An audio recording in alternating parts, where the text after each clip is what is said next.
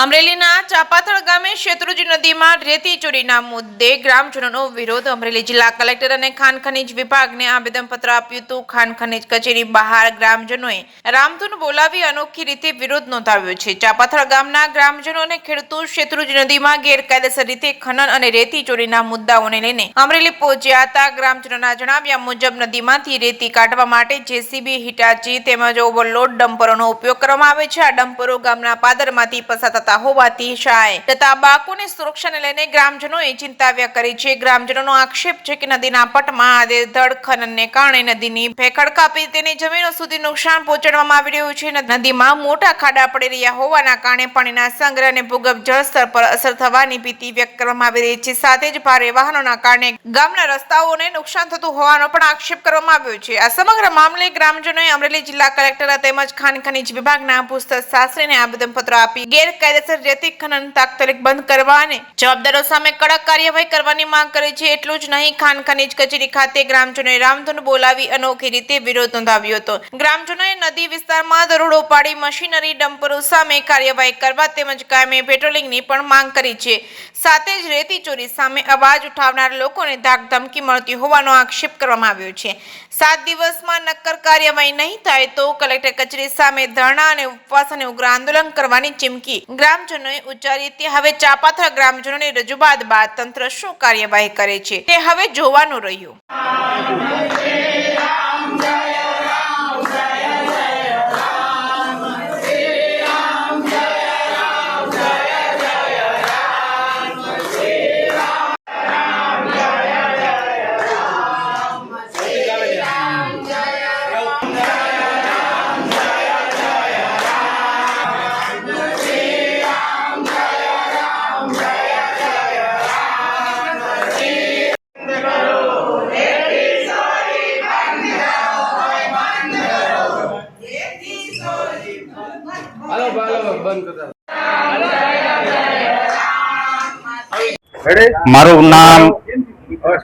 મારું નામ બટુકભાઈ બાલુભાઈ ખૂટ. મારું ગામ ચાપાથળ, અમરેલી તાલુકાનું ચાપાથળ ગામ છે. અમારા ગામની અંદર સ્થિતિ આજે એવી ઊભી થઈ છે, શેત્રુંજી નદી અમારી જીવાદોરી સમાન છે અને એ શેત્રુંજી નદીમાં ખાણ ખનીજ ખાતા વિભાગને અમે રજૂઆત કરી, પણ રેતી ચોરો આજ દિન સુધી અટકતા નથી.